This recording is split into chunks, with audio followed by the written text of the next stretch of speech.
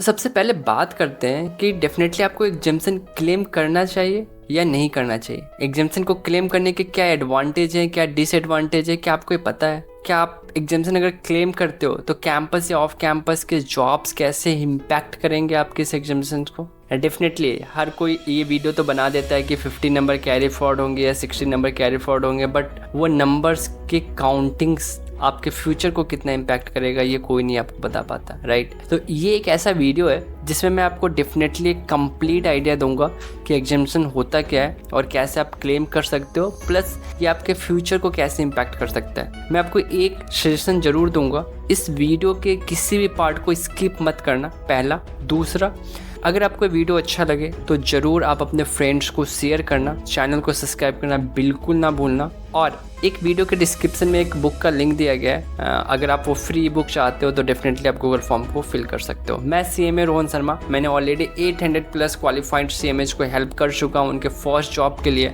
And आज के date में अगर मैं ग्रोथ सैलरी की बात करूँ तो more than 40 crore growth salary हम जनरेट कर चुके हैं।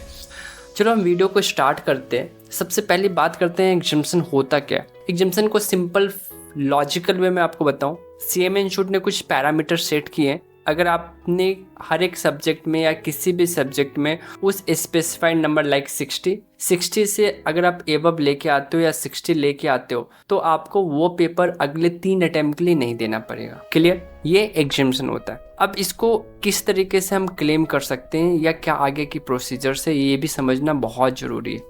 तो बात करते हैं होता क्या है। जब आप इंटरमीडिएट लेवल पे हैं, आपने एक ग्रुप का पेपर दिया, आपके 4 सब्जेक्ट थे और आपका एग्रीगेट शॉर्ट कर गया, बट आपका किसी एक पेपर में 60 से ऊपर आ चुका है, बट आपका एग्रीगेट शॉर्ट है एंड आपको हर एक सब्जेक्ट में 40 से एबव आ रखा है। इट मीन्स मिनिमम आपने 40 को टारगेट कर रखा है, 40 आप अचीव्ड हो, प्लस आपका किसी एक सब्जेक्ट में 60 से ज़्यादा है लेकिन आपका टोटल नंबर 200 से कम है। इस सिचुएशन में एग्जाम्शन क्लेम करने की सिचुएशन अराइज होती है। तो जब आप नेक्स्ट टाइम जब आप पेपर दोगे तो आप एग्जाम्शन को क्लेम कर सकते हो। उसके लिए सिंपली आपको उस पेपर को अटैम्प्ट नहीं करना है, उस दिन एग्जाम देने आपको नहीं जाना है। सपोज मैं अगर लॉ के पेपर में एग्जाम्शन आ रखा है तो सिर्फ मैं लॉ के पेपर के दिन नहीं जाऊँगा, बाकी सारे दिन मुझे पेपर देना पड़ेगा। It's compulsory to claim your exemption. ये चीज़ें हो गई। अब नंबर कितना कैरी फॉरवर्ड होगा इस सिचुएशन के अंदर, आपके पूरे के पूरे 60 या जो भी आपके नंबर आए होंगे वो आपको कैरी फॉरवर्ड कर दिया जाएगा, क्योंकि आपका हर एक सब्जेक्ट में 40 से ज़्यादा था जब आपने लास्ट बार पेपर दिया।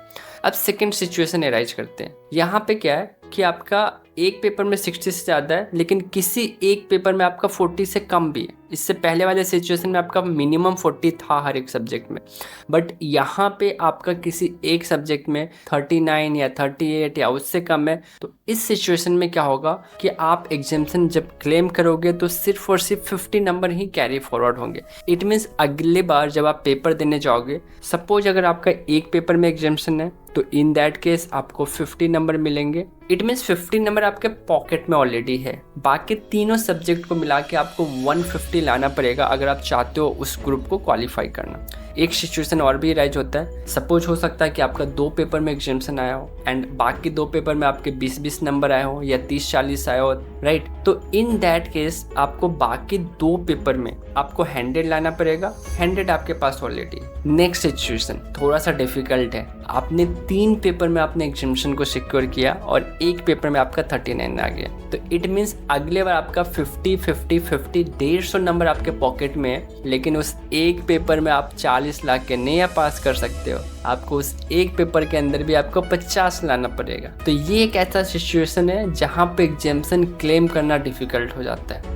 पास्ट में से सिचुएशन एराइज हुए जहाँ पे बच्चों ने ये डिसीजन लिया है कि हम एक पेपर का हम एग्जाम्शन को क्लेम नहीं करेंगे और हम 2 पेपर के साथ जाएंगे, जिससे हम ईजिली 100 नंबर को अचीव कर सकते हैं। क्योंकि होता है ऐसा कि आपने बार बार एग्जाम्शन को क्लेम किया तो उस एक पेपर में आप 40-45 तो ला पा रहे हो लेकिन 50 नहीं ला पा रहे हो, ऐसा होता है। तो आप ये स्ट्रेटेजी को आप फॉलो कर सकते हो कि आप एक पेपर या 2 पेपर जो आपको लगता है कि नहीं ये 2 मेरा स्ट्रॉन्ग पेपर है तो मैं इन तीनों का देना चाहता हूँ या इन 2 पेपर को लेके मैं पेपर देना चाहता हूँ कि मैं एग्रीगेट को अचीव कर पाऊँ। अब बात करते हैं, जब भी आप एग्जाम्शन को क्लेम करते हो और नेक्स्ट अटेम्प्ट में आप पास करते हो तो आपको आपकी पहली वाली मार्कशीट भी रखनी पड़ती है और आपको आपकी दूसरी वाली भी मार्कशीट रखनी पड़ती है, क्योंकि इस सिचुएशन में हो सकता है कि कोई कंपनीज आपसे दोनों ही मार्कशीट मांग दे फॉर एग्जाम्सन एंड ऑल, ठीक है। और दूसरा, जब आप कैंपस में नंबर कैलकुलेट करोगे तो नंबर कैलकुलेट आपका 50 से काउंट होगा अगर आपका 50 नंबर कैरी फॉरवर्ड हुआ है, और अगर आपका 60 नंबर या 60 से ज़्यादा कैरी फॉरवर्ड हुआ होगा तो उस हिसाब से काउंट होगा। अब इसका इम्पैक्ट आपके शॉर्ट लिस्टिंग पे आ जाता है, क्योंकि अगर आपके 10 नंबर कम हो गए तो 10 नंबर से शॉर्ट लिस्टिंग आपका इम्पैक्ट कर गया। समझ में आ रहा है? तो ये एक इम्पॉर्टेंट एरिया है कि जब आप एग्जाम्शन को क्लेम कर रहे हो तो उस चीज़ को आपको नोटिस रखना है। दूसरा, जब आपने एग्जाम्शन क्लेम किया तो आपके ये मार्कशीट में हमेशा के लिए पता चल जाता है कि आपने मल्टीपल अटेम्प्ट्स दिए थे। कैंपस में मल्टीपल अटेम्प्ट्स करना, डिस्क्लोज करना कंपलसरी है। ऑफ कैंपस में क्या होता है, कंपनीज बैकग्राउंड वेरिफिकेशन नहीं करती, तो आप इंटरव्यू में आप फर्स्ट अटेम्प्ट बता रहे हो या सेकंड अटेम्प्ट बता रहे हो या थर्ड अटेम्प्ट बता रहे हो, कोई बैकग्राउंड वेरिफिकेशन नहीं करता है, कोई भी कंपनी नहीं करती है, ठीक है। हाँ, वो ये जरूर वेरीफाई करेगी कि आपके नंबर सही है, गलत है क्या नहीं है, आपके डॉक्यूमेंट्स वेरीफाई होंगे, अटेम्प्ट्स वेरीफाई नहीं होंगे। अभी तक ऐसा कोई केस एराइज नहीं हुआ है। तो इस केस में क्या होता है कि अगर आपने एग्जाम्शन को क्लेम नहीं कर रखा है तो आपका जो फाइनल मार्कशीट होगा उसमें कहीं भी ई लिखा हुआ नहीं आएगा। ई लिखा हुआ नहीं है तो आपका एक ही वो मार्कशीट है। इट मीन्स आप उसको फर्स्ट बोल दिए, सेकंड बोल दिए, थर्ड बोल दिए, वो एक अलग सेंस में हो जाता है। इन प्रैक्टिकली अगर मैं बताऊं, मैं अपने किसी भी स्टूडेंट को ये सजेस्ट नहीं करता हूं कि आप कोई भी फेक चीज़ें करो किसी भी इंटरव्यू में, वो आपको फ्यूचर में प्रॉब्लम कर सकता है, specially for big corporate companies. हाँ, अगर आप किसी प्राइवेट लिमिटेड कंपनीज में या कोई फॉर्म में जा रहे हो तो डेफिनेटली वो आपका कॉल हो सकता है, बट अगर आपने एग्जाम्शन क्लेम किया तो आपके पास मल्टीपल मार्कशीट होंगे और वो ईजिली ट्रैकेबल हो जाएगा। ये मेरा सेंस था इस पूरे वीडियो का। तो मैंने आपको एग्जाम्शन क्लेम करना है या नहीं करना उसके बारे में बताया, क्लेम करने के एडवांटेज डिसएडवांटेज के बारे में बताया। अब बात करते हैं, कुछ अच्छे एडवांटेज भी हैं। सपोज मान लो कि आपका 2 पेपर में एग्जाम्शन आ गया है, तो आप नेक्स्ट टाइम में आप अपनी बाकी 6 पेपर की तैयारी कर सकते हो अगर आप बोथ ग्रुप के लिए जाना चाहते हो। बाकी 6 पेपर में आपको 300 अचीव करना है, 100 नंबर आपके जेब में ऑलरेडी है। अगर आपके 50-50 कैरी फॉरवर्ड होंगे तो जिस तरीके से चीज़ें कैरी फॉरवर्ड हो रही है उस तरीके से ही आपको काउंट करना है एग्जाम्शन। सिंपल सा फंडा एक और भी याद रखना है, जब भी आप पेपर देने जाओगे, अगर आप चाहते हो कि आप एग्जाम्शन को आप क्लेम करो, बहुत सारे बच्चे ऐसे भी होते हैं कि वो एक पेपर की तैयारी करते हैं और बाकी तीनों पेपर में नहीं जाते हैं। अगर आपने एब्सेंट किया तो इन दैट केस आपको एग्जाम्शन नहीं मिलेंगे। एग्जाम्शन के लिए आपको सारे के सारे चारों पेपर में आपको जाना पड़ेगा पेपर देने, तभी आप एग्जाम्शन का एडवांटेज ले सकते हो। तो कभी भी पेपर को स्किप मत करना अगर आप चाहते हो कि अगर आप एग्जाम्शन को क्लेम करना, ठीक है।